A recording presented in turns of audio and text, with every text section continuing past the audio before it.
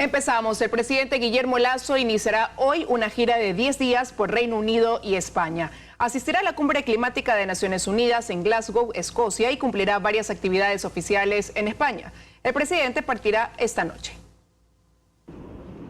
El presidente Guillermo Lasso se apresta a cumplir su quinto viaje internacional y el primero a Europa en condición de presidente de la República. Partirá este jueves 28 de octubre hasta el 7 de noviembre, que estará de regreso al Ecuador. El objetivo principal del viaje será participar en la Conferencia de Naciones Unidas sobre el Cambio Climático, denominada COP26, que se realizará en la ciudad de Glasgow, Reino Unido, entre el 31 de octubre y el 12 de noviembre. Pero el presidente Lasso visitará el Reino Unido entre el 31 de octubre y el 3 de noviembre. El presidente tiene previsto pronunciar un discurso en el marco de esta conferencia mundial en la que hará pública la posición del Ecuador en la lucha contra el cambio climático y las acciones que está tomando su gobierno en ese sentido. El mandatario viajará a Reino Unido con una comitiva que la integran la primera dama Lourdes Alcíbar, el canciller Mauricio Montalvo, el ministro de Ambiente Gustavo Manrique y 3 miembros de seguridad presidencial. En esta gira por Europa, el presidente Lasso también viajará a Madrid, España. Lo hará entre el 3 y el 7 de noviembre, donde realizará varias reuniones oficiales, reuniones con inversionistas y también tiene prevista una cita con el rey de España, Felipe VI. A Madrid, el presidente viajará junto a su esposa, Lourdes Alcíbar, el canciller Mauricio Montalvo, la ministra de Telecomunicaciones, Viana Maino, el ministro de la Producción, Julio José Prado, y el embajador itinerante para temas estratégicos, Juan Carlos Holguín. Este es el quinto viaje oficial del primer mandatario. Entre el 17 y el 22 de septiembre estuvo en México en la cumbre de la CELAC y luego en Nueva York, Estados Unidos, en donde participó en la Asamblea de Naciones Unidas número 76. En agosto volvió a México. Allá le pidió a su homólogo Andrés Manuel López Obrador avanzar de manera firme y propositiva en la firma de un acuerdo comercial entre los dos países. El 28 de julio estuvo en Lima, Perú, para participar en la posesión de Pedro Castillo en la presidencia de ese país. Y el 17 del mismo mes viajó a Bogotá, Colombia, para asumir la presidencia pro tempore de la Comunidad Andina, la CAN. Ese fue su primer viaje internacional. En Quito, Freddy Paredes, 24 horas. El secretario jurídico de la presidencia dijo que esta tarde llegará el proyecto de ley económica urgente a la Asamblea Nacional. Además, hace minutos se acaba de elegir a la nueva segunda vicepresidenta. Andrea Samaniego nos tiene los detalles desde el Legislativo. Andrea, muy buenas tardes. Tú continúas, por favor.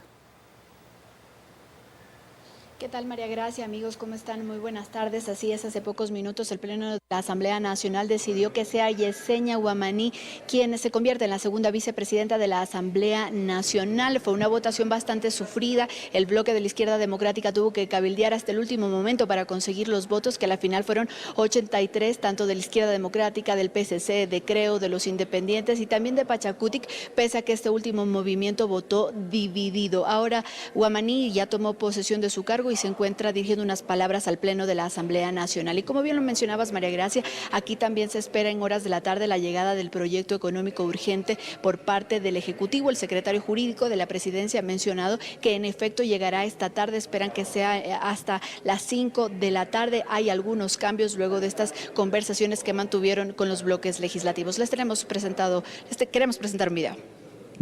Habiendo escuchado a la población las propuestas de las distintas bancadas, habrá algunas reestructuraciones a las contribuciones, no se incluirán temas ajenos a los temas fiscales. Bueno, tiene que ir la reforma tributaria y las conexas, obviamente reformas al Código de la Producción, reformas a la Ley de Régimen Tributario y aquellas que tienen que ver con las finanzas públicas. Entonces, ¿las contribuciones se mantienen? Las contribuciones se reestructuran. Tendrán un enfoque diferente. El gobierno acogerá las sugerencias que, desde el punto de vista de las finanzas públicas y conforme haga el análisis del ministro del ramo y la autoridad de rentas, cumplan con los objetivos de salir del hueco fiscal en el que nos encontramos, porque es muy importante indicar pues, que aquí no arrancamos de cero, arrancamos de menos 7.000 millones al año. Y bien, si el proyecto llega el día de hoy, lo más probable de lo que nos han informado es que el Consejo de la Administración Legislativa pueda reunirse este domingo en horas de la tarde para calificarlo y remitirlo a una comisión legislativa, y este mismo domingo también se espera la llegada de la proforma presupuestaria 2022. Esta es la información a esta hora. Liz, tú tienes más noticias. Muy buenas tardes. Buenas tardes también para ti, Andrea. Muchísimas gracias. Y se levantó el paro en Azuay. La circulación vehicular en las dos vías que permanecían cerradas fue habilitada. Iván Rodríguez, desde la vía Cuenca-Loja, nos tiene los detalles. Hola, Iván. Muchísimas gracias, amigos, amigas, ¿qué tal? Buenas tardes. Efectivamente, las organizaciones indígenas de la Azuay decidieron dar una tregua al paro. Los manifestantes desde muy temprano se retiraron de los puntos en conflicto. Les tenemos los detalles en la siguiente nota. En Azuay decidieron hacer una pausa a las protestas y retirarse de los puntos que permanecieron bloqueados el martes y miércoles, tanto en la vía Cuenca-Loja en el kilómetro 24 y 33, al igual que de la vía Girón Pasaje en Santa Isabel. Aparte también obedece al tema de que el presidente de la República sale fuera del país por los efectos de las protestas. Advierten que luego del feriado volverán a las calles. Pero estaremos de manera simultánea a nivel nacional. No tenemos establecido todavía la fecha, pero de lo que sí es cierto, vamos a salir con más fuerza en los próximos días. Mientras tanto, la circulación vehicular de a poco se normaliza. No hay así presencia de manifestantes, nada de eso. Ahorita sí hay como circulas con normalidad. Está habilitado solo un carril nada más. Está con montículos de tierra. Sí, así es. Pero hay presencia de manifestantes. No.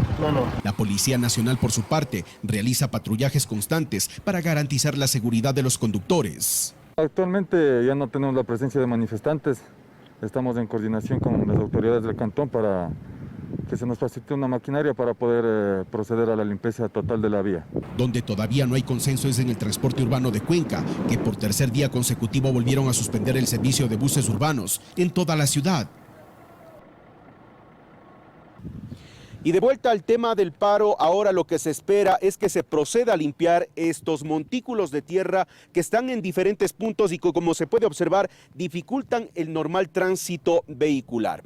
Esas son las novedades desde la provincia de la Azuay. Retornamos con ustedes a los estudios de mi parte. Buenas tardes. Muy buenas tardes, Iván. Muchísimas gracias.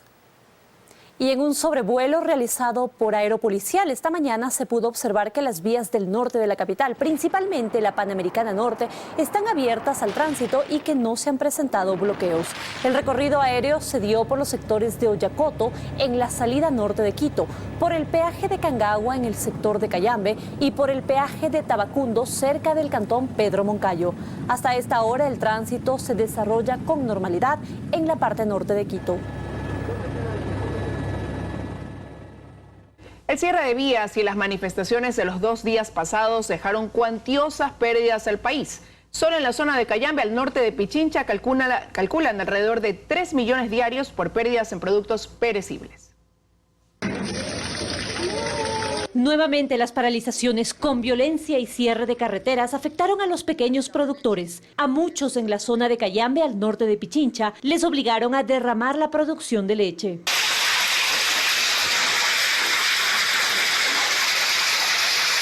Según dice Rodrigo Gómez de la Torre, no hay coherencia en estos actos. El bloqueo de vías ha impedido inclusive que se pueda regalar la leche y los productores han sido vistos obligados a botarla.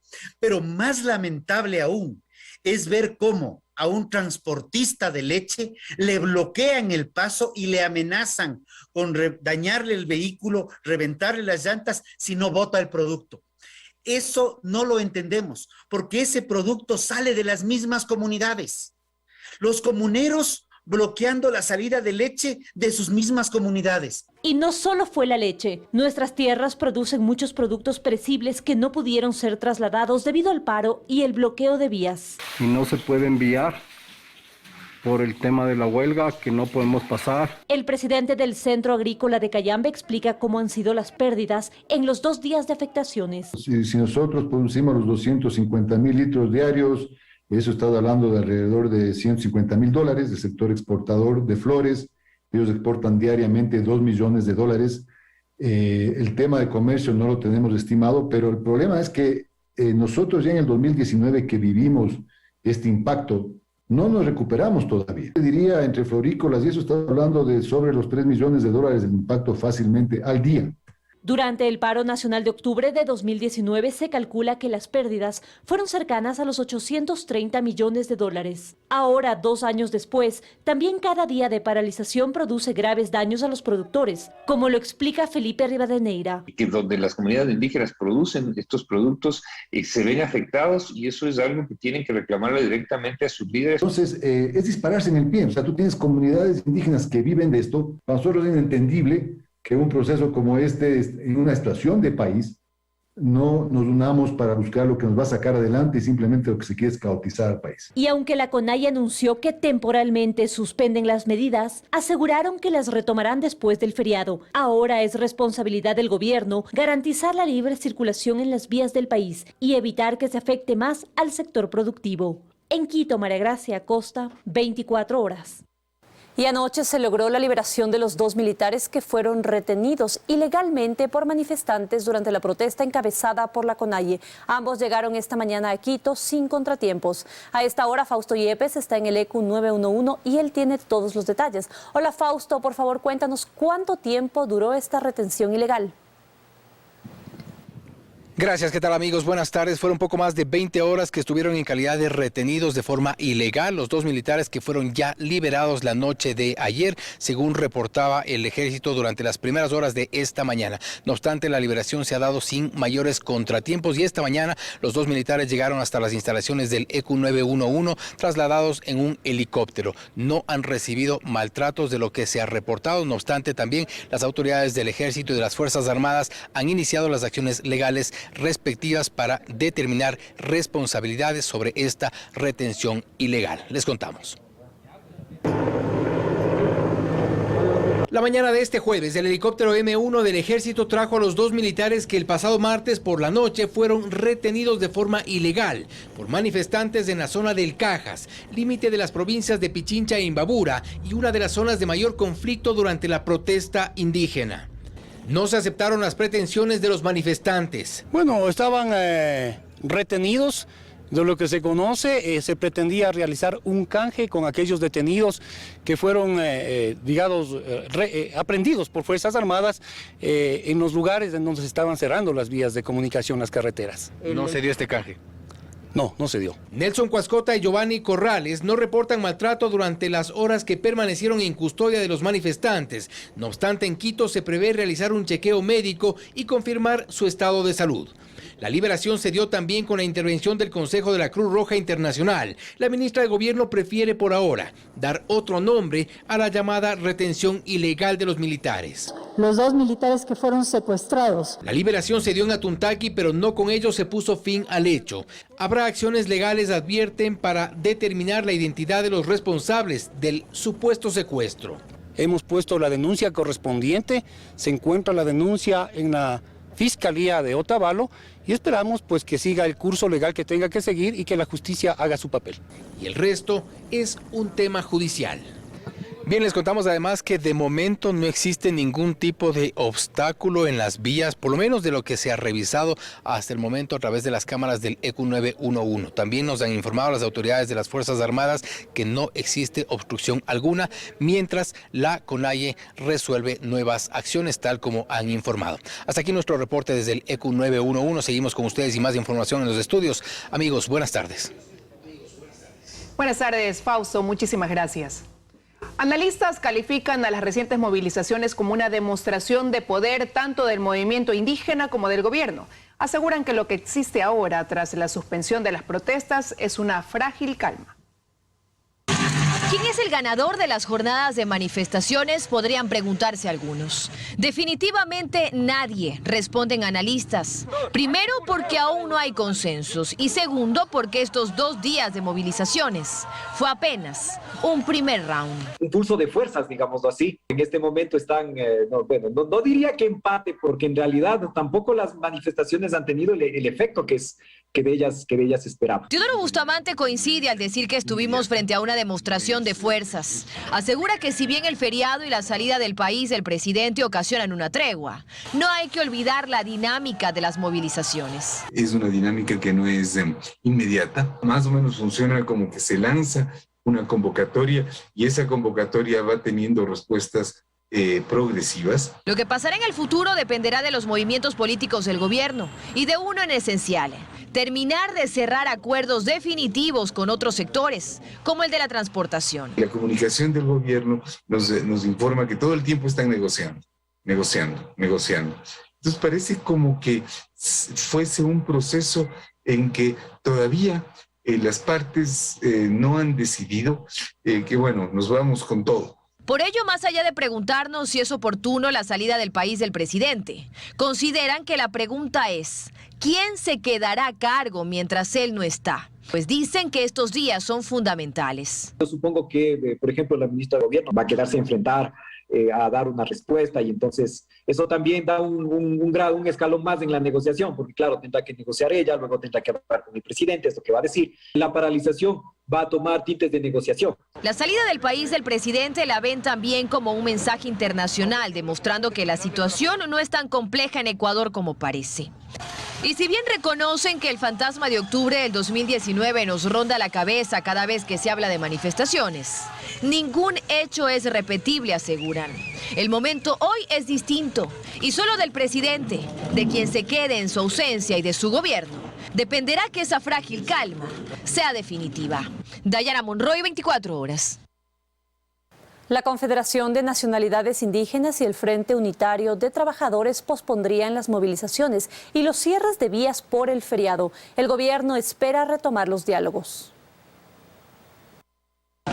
Extraoficialmente se ha podido conocer desde la mesa chica de la CONAIE que esta organización depondrá momentáneamente las medidas de hecho, anuncio que sería oficializado en las próximas horas. Y en esa misma línea, el Frente Unitario de Trabajadores FUT adelantaba la noche del miércoles que se ha decidido dar paso a una tregua, una momentánea, a propósito del feriado, pero dejaron en claro que una vez terminados los días de asueto, volverán a reunirse para analizar retomar las medidas de hecho a escala nacional. Nosotros convocaremos a una convención nacional del Frente Unitario de Trabajadores donde analizaremos la posibilidad de declarar una huelga nacional. Desde el gobierno se insiste en la invitación que se le ha hecho a Leonidas Issa para dialogar una vez más. Y que también la ciudadanía identifique quiénes son los que quieren dialogar, quienes están extendiendo la mano y quienes quieren generar caos y problemas en el país. Dice el viceministro de Gobierno, Homero Castanier, que esperan llegar a acuerdos. Hacer un trabajo conjunto,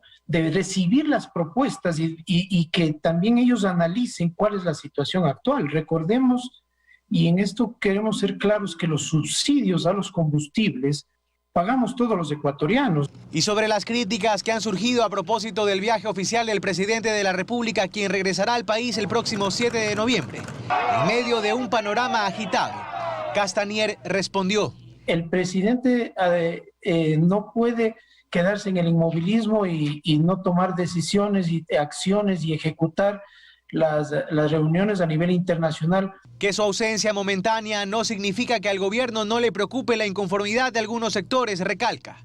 A cargo de atender las demandas y buscar una salida está la ministra de Gobierno, aseguró, e insiste que el gobierno no se va de feriado, que hay mucho trabajo por hacer. Para nosotros no hay esa posibilidad de descanso y de seguir articulando y conversando con los diferentes sectores. Esperan llegar a entendimiento, sostiene, que hagan que esta tregua no sea solo momentánea. En Guayaquil, Carlos Acoto, 24 horas.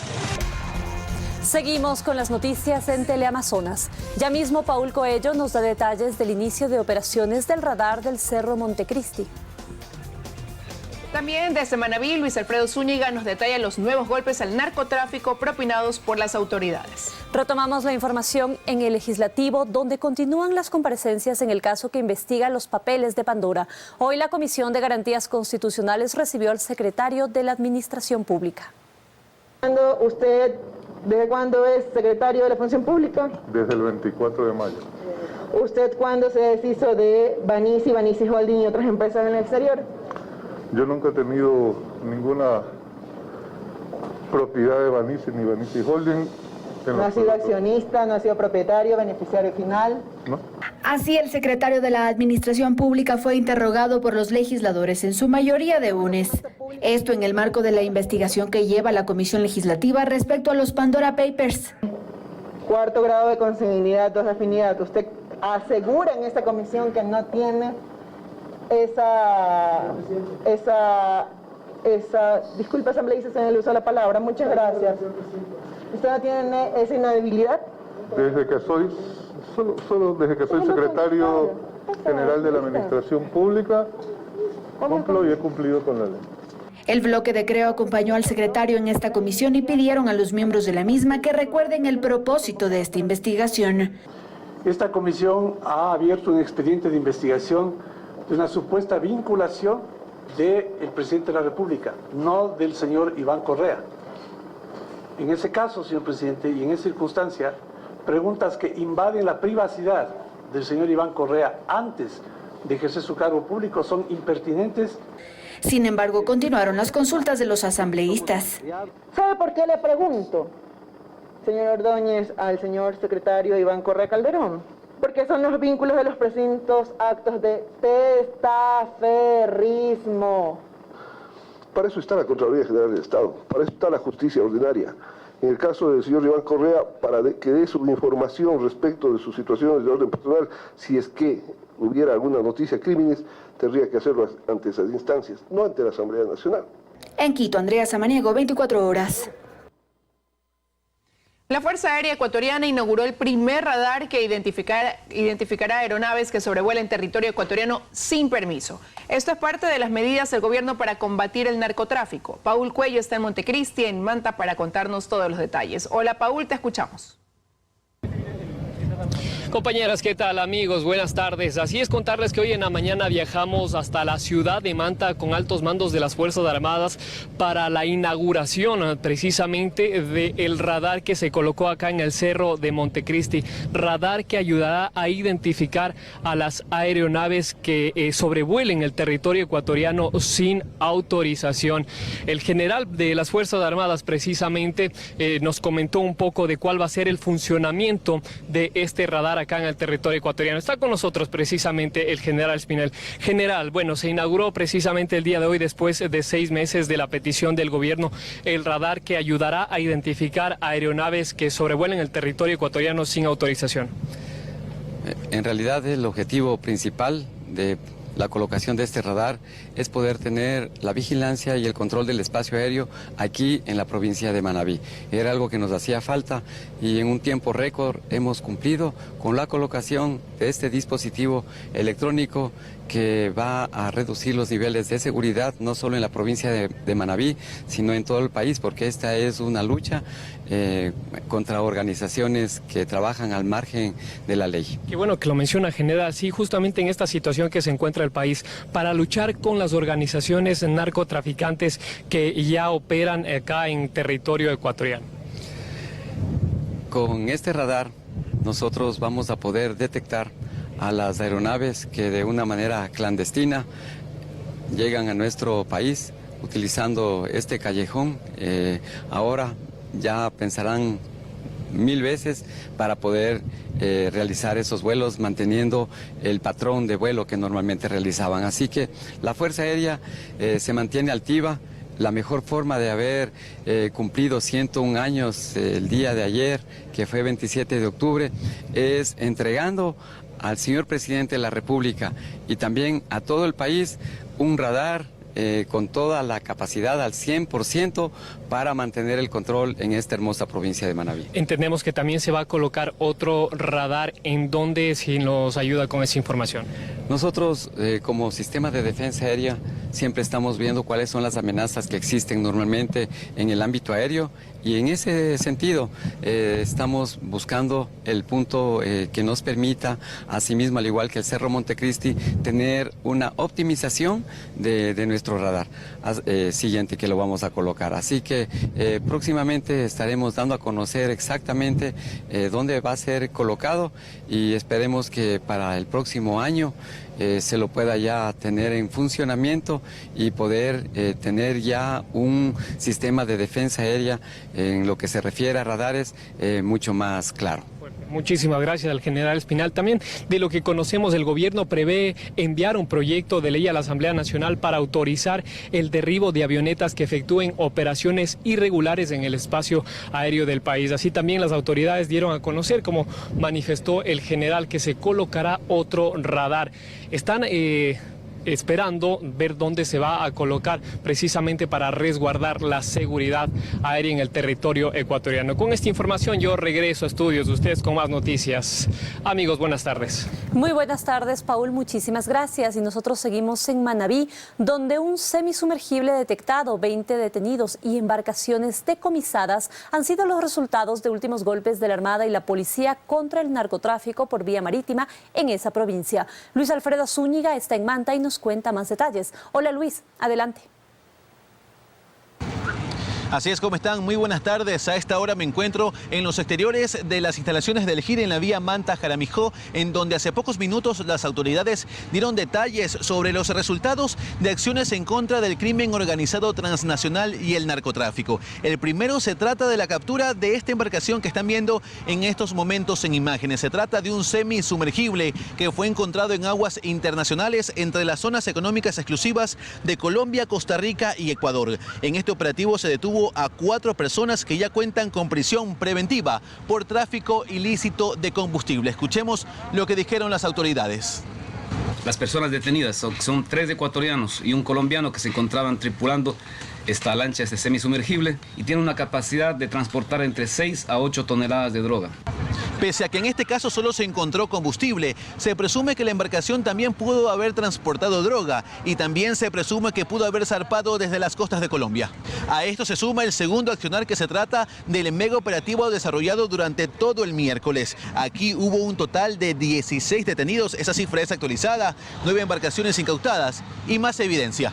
Tenemos unas premisas de que hay aproximadamente un tráfico de 50 toneladas internacionales entre Ecuador, Centroamérica, México, Estados Unidos. Entre los detenidos hay una mujer, un militar en servicio pasivo y también un representante del sector pesquero. Varios fungían como dueños de embarcaciones que eran utilizadas para el tráfico de droga. Ahora se encuentran con prisión preventiva. Según han indicado las autoridades, hasta ahora tan solo en alta mar se han decomisado 7.5 toneladas de droga en lo que va del año, y en ese mismo lapso en Manabí ya se han incautado 12 toneladas de droga. Esa es la información a esta hora de la tarde. Desde aquí la provincia de Manabí continúan con más en estudios. Muy buenas tardes. En la terminal terrestre de Guayaquil aún se registran algunas novedades en cuanto al servicio de transporte interprovincial que se ofrece a los usuarios, especialmente desde y hacia la Sierra Centro, Sur y el Oriente. Hay boleterías que permanecen cerradas, otras que atienden por momentos, y eso se debe a que todas las unidades todavía no han podido llegar hasta los andenes de esta terminal, debido a que en el camino se han topado aún con carreteras que están parcialmente inhabilitadas por la presencia de manifestantes de comunidades aledañas que insisten en interrumpir el libre tránsito por la zona. Son en total 88 cooperativas las que operan en la terminal terrestre de Guayaquil, de las que 15 se mantienen cerradas hasta ahora, en tanto que las 73 restantes, que cubren rutas de la costa y la Sierra Centro-Norte, están operando con normalidad. Se espera que en las próximas horas se habiliten totalmente todas las vías, porque además el flujo de pasajeros que se acercan hasta esta terminal a comprar sus boletos ya empezó a aumentar con el pasar de las horas de cara al feriado de 5 días que está cerca de comenzar por el Día de los Difuntos y las fiestas de Cuenca. Pese a la incertidumbre que las movilizaciones sociales han generado, el gobierno espera que por los ejes viales y terminales como esta, la terminal terrestre de Guayaquil, en los 5 días de feriado se movilicen más de 1 millón de personas. Y a propósito de los anuncios de suspensión temporal del paro, hace pocos minutos el director del ECU 911 confirmó que no hay bloqueo alguno en las carreteras del país. Nuevamente nos enlazamos con Fausto Yepes, esta vez para saber sobre el estado de las vías en el país. Fausto, adelante. Gracias. Hola, ¿qué tal amigos? Buenas tardes. Nuevamente nos enlazamos acá para informarles que hace pocos instantes el director del ECU 911 nos ha confirmado que las vías del país están completamente habilitadas. No existen ya obstrucciones y tampoco hay reportes de que esto pueda ocurrir durante los días al menos del feriado siguiente. Hace pocos instantes nos dio estas declaraciones. Escuchemos. El mayor reporte de cierres que tuvimos fueron 43 puntos en diferentes provincias, la mayor complicación obviamente en la provincia de Imbabura y en la Sierra Centro. Sin embargo, el país hoy amaneció ya con todas las vías habilitadas. Eso es una muy buena noticia porque el país se prepara para un feriado, que necesitamos una reactivación. Toda la ciudadanía que esté tranquila que al menos por cierres de vías de manifestaciones ya está el país todo habilitado. ¿Va a mantenerse así con las vías al menos durante el feriado? Sí, esa es la información que tenemos y sobre todo esperemos que no solamente en el feriado. Y bien, de momento lo que resta es de estar pendiente de los anuncios que realiza la dirigencia indígena y quienes están al frente de este anuncio de movilizaciones posterior al feriado. Estaremos pendientes y esté atento a nuestras emisiones de 24 horas. Seguimos con ustedes más en los estudios, amigos. Buenas tardes nuevamente.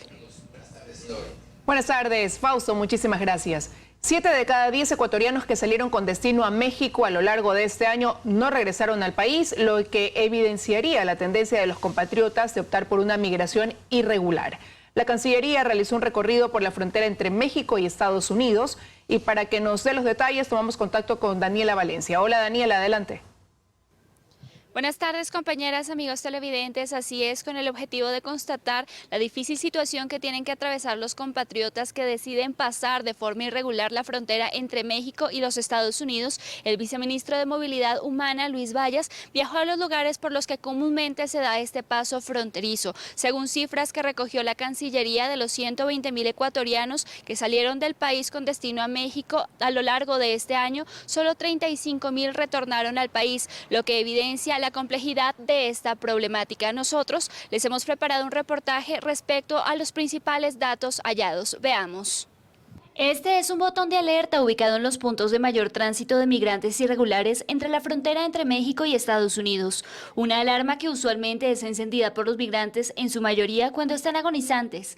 Las situaciones inhumanas a las que se exponen los compatriotas para cumplir con el sueño americano fueron recogidas por la Cancillería del Ecuador. Según las cifras recibidas en el año fiscal estadounidense, la patrulla fronteriza registró a 193.000 personas que intentaron cruzar la frontera. De este número, 47.000 fueron ecuatorianos. El retorno al país, tenemos un acuerdo con Estados Unidos, es un retorno asistido. Actualmente son 2 vuelos por semana. Aunque aseguran que las cifras son fluctuantes, a lo largo de este año 35 ecuatorianos murieron en la frontera. Desde 2019 hay un registro de 68 fallecidos. Además, durante 2021 se desconoció el paradero de 29 compatriotas. 12 fueron hallados, lo que deja un saldo de 17 desaparecidos.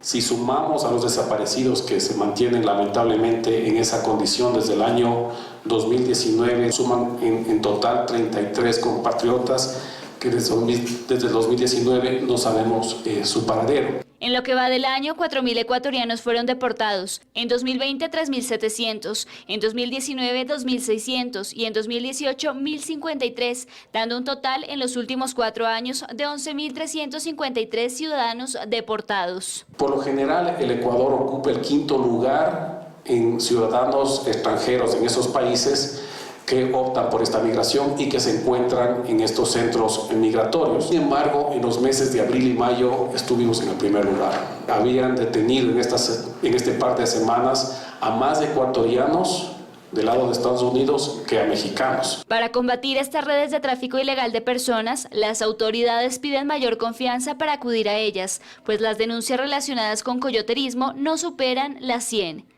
En Quito, Daniela Valencia, 24 horas. Según lo que narró el viceministro de Movilidad Humana, estos coyoteros pueden cobrar entre $15,000 y $30,000 para lograr este paso irregular hacia los Estados Unidos. Al llegar a México les cobran un monto adicional para entregarles una maleta con provisiones, con ropa con camuflaje para poder pasar por el desierto, además medicamentos para que no tengan sed, hambre o cansancio. Esto puede derivar en problemas cardíacos. Esto es lo que les podemos compartir al momento. Regresamos con ustedes a estudios que tienen más noticias. Una excelente tarde. También para ti, Daniela, muchísimas gracias por el informe.